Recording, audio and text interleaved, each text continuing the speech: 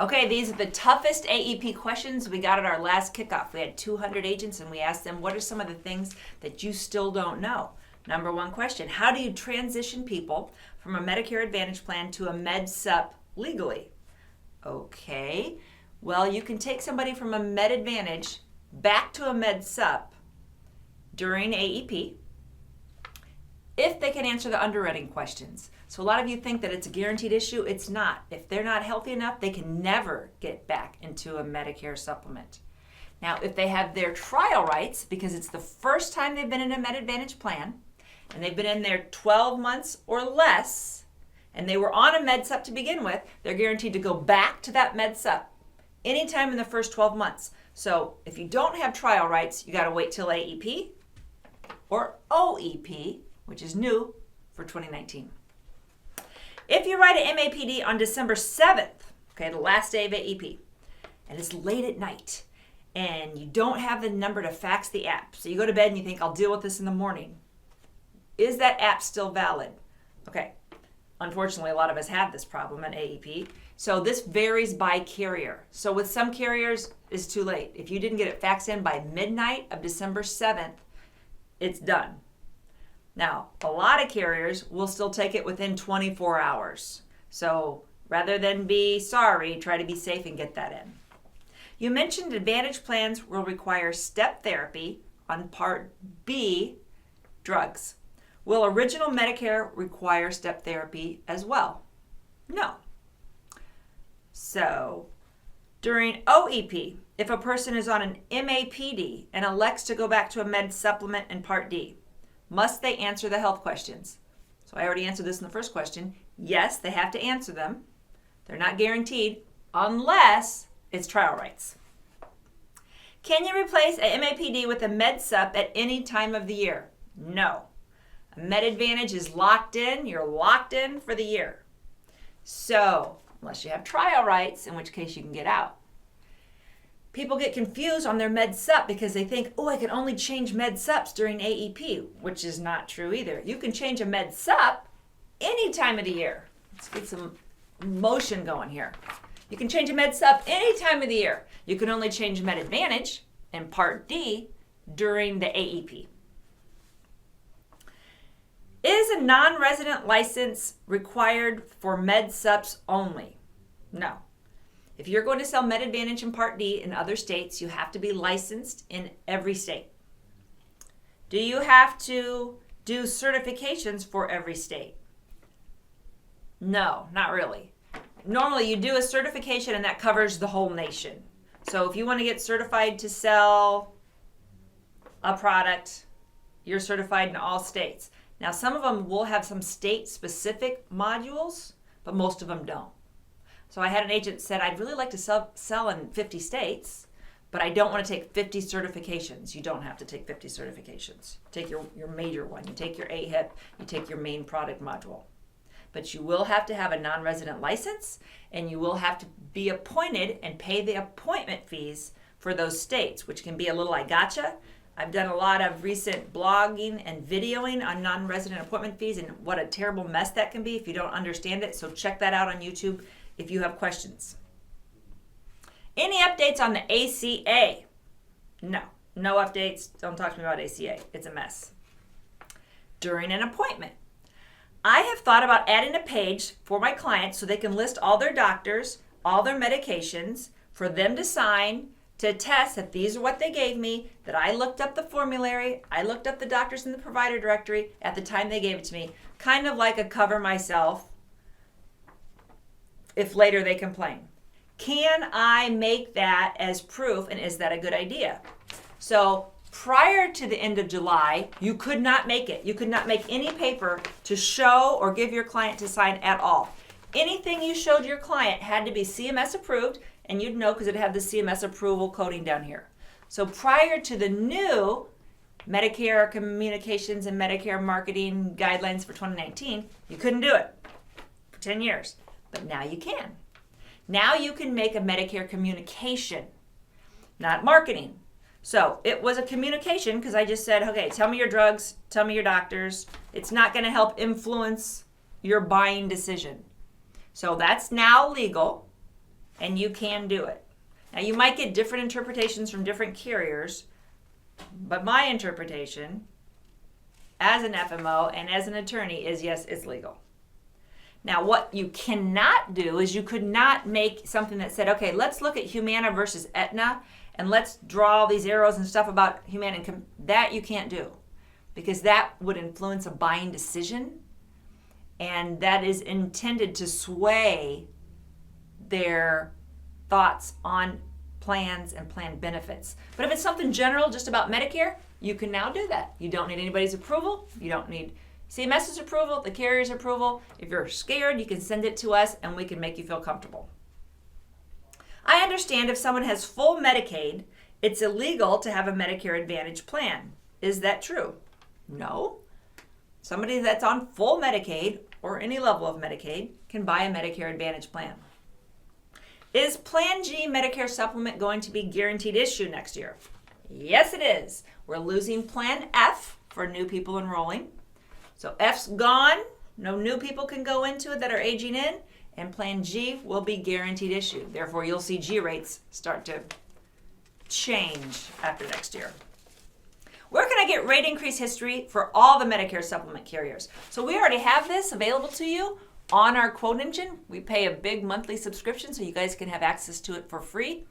And we buy the full package. So if you've ever looked at the quote engine from another FMO, they might not have had the full package, but we have all the actuarial data on there. If you go in and you want to look at Signum's MedSup in Alabama, you can click on that and see how many members they have in Alabama, how many members they have nationally, what their rate history has been, what their rate increase is forecasted to be. It's just a massive amount of great data that an agent, the more you get to be a specialist in this industry, the more you'll know how to read that, and you'll know the impact of that on your decision when you're recommending that product to a client. As a new agent, it's kind of like, but it's there for you, and it should definitely help sway you towards selling towards the bigger national carriers than the smaller. Oh my God, this just came on the market. It's so cheap. The commission's so high. I'm going to sell a ton of it product. Are there predictions of the Plan F rate increasing due to no new blood after 2020? Yeah, there's a lot of predictions that Plan F, since no new people can come in, will start to have higher than average rate increases. Now that's not always true, because carriers that don't block their business should not see that. Most carriers do block their business. I think there's a question about that later. What happens if a doctor leaves the network mid-year? Unfortunately, you are stuck. I can't figure out how to make it look stuck, so I did the swirl. Okay, so unfortunately you are swirled. If your doctor leaves at any time, that does not create an SEP for you to leave and follow your doctor. It's not fair. I totally think this is a terrible disservice to our industry, our seniors, and it's something that I've been trying to champion with the National NAHU, the FMO Council that I sit on, and they told me it ain't going to happen. If you want to talk to them about it privately, I can go into that, but they said it's not even on the table to be discussed. It's not fair. When a client signs up for Med Advantage, they're locked in for the year. They're locked in. They made their decision. They got to live with it. But they make their decision based on the fact that, hey, all my doctors are in the network. January 1st, you're locked in. January 2nd, all your doctors, their contracts are up. They're out of the network. You're like, I've been going to these doctors for 20 years. I have Parkinson's and I need this specialist. I got to see him. Well, if he's out of network and you're on an HMO, you got to pay the full fee. If you're in a PPO and your doctor goes out of network, you could still see her by paying a little higher copay, which you may or may not be able to afford. So in general, this is just a bad law that you need to warn your clients about. So I always say you got to be really flexible selling Med Advantage, because just because your doctors and your drugs are in the formulary today doesn't mean that's not going to change during the next year. And if it does change, you're swirled. Can my unlicensed assistant in my office gather a client's new medications for me to run new Part D plans? And can I also have him just go into Medicare.gov and run all the drugs? So yes, they can do that. An unlicensed assistant can do that as long as the client voluntarily gives that information. And otherwise you'd have a HIPAA issue if you just pass it along. If the client allows that, that's fine. As long as your assistant doesn't give any presentation, doesn't talk about plan benefits, doesn't do anything other than assist you administratively, that's totally allowed, and you definitely want somebody to help you tee up a bunch of that stuff because that takes a lot of your time. Which companies block their business and which do not? So a lot of carriers block their business, the most notable being Mutual of Omaha. So that's why you see all the different Mutual of Omaha, United of Omaha, United World. I mean, there's a whole bunch of them. Each one's a new block. Why do they do that? They do that because if you have a block of business and it's brand new, there's nobody on it. The rates can be very low. And then you start getting people and it gets a little sicker and claims start to go up and the rates start to go up a little bit. And then they get older and sicker and they start to go up. And now we're up here and it's very sick and very old. So people don't want to buy it. They want to buy this new guy over here that has nobody on it that's really cheap. So the carriers say, okay, we'll let this one keep going. We'll start a new one. And that way everybody will buy it. And then that gets older and sicker and they buy a new one. That's called blocking your business. I don't know if there's a technical term for it, but I call it blocking. Not everybody does that. AERP does not do that. Anthem does not do that. A key to find out who does it is, are they always opening up new blocks in different names under different charters? And there are a lot of them that do that. So you're saying that we, the agents, cannot collect a full fact finder or financial needs analysis during our first appointment. Is that true?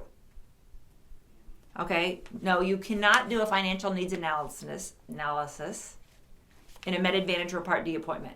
You could do it prior to a MedAdvantage appointment. You could do it after a MedAdvantage appointment, but that goes into the non-health category. And your scope of appointment says, hey, I'm only going to talk to you about health-related products. We're not going to talk about life insurance. The mistake people make is they don't even tell them they do it. Okay, tell them you do it, and you'll be happy to work with them later. You could give them the financial needs analysis and say, hey, I'll collect this when I come back at least two days or later. Or let's mail this back, or let's set an appointment for next month. But they can't fill it out. You can't ask them those questions. During an educational Medicare workshop, can we disclose MedSup rates? Can we say the name of the carriers? So you got to remember, Medicare supplement is not governed by the federal government, by CMS. The Medicare Marketing Guidelines, the federal rules, they cover MedAdvantage and Part D. The states cover Medicare supplement. So you can talk about MedSup all you want. Don't mislead people. And yes, you can name carriers. Again, be accurate. But that is much less regulated, almost unregulated, compared to MedAdvantage. What is considered compliant for marketing to existing clients and prospects during AEP? Okay, so this falls into the new Medicare Marketing Guidelines.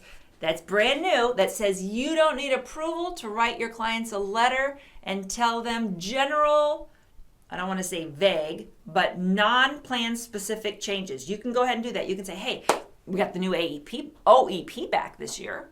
So if you find out the plan that you change to or buy during the AEP, if you find out your doctor is no longer in network, if you find out your drugs are no longer in formulary, if you just don't like the plan for whatever reason, we will have an opportunity to make one change during the first quarter of the year. So go ahead and try your plan out right away next year, and then let me know if you're not happy. If you're not, we can make one change. You don't need any approval to do that. You can talk a lot about general Medicare, how the AEP works, what's going on. Just don't mention carriers and don't talk plan benefits, and you won't need anybody's approval. So that is a huge improvement over the last 10 years where we weren't allowed to say hardly anything, and some of the handcuffs have come off. So thank you. If you guys have more questions for me, my email is sgordon@gordonmarketing.com. I'd be happy to answer them for you privately if you send me an email. Thanks.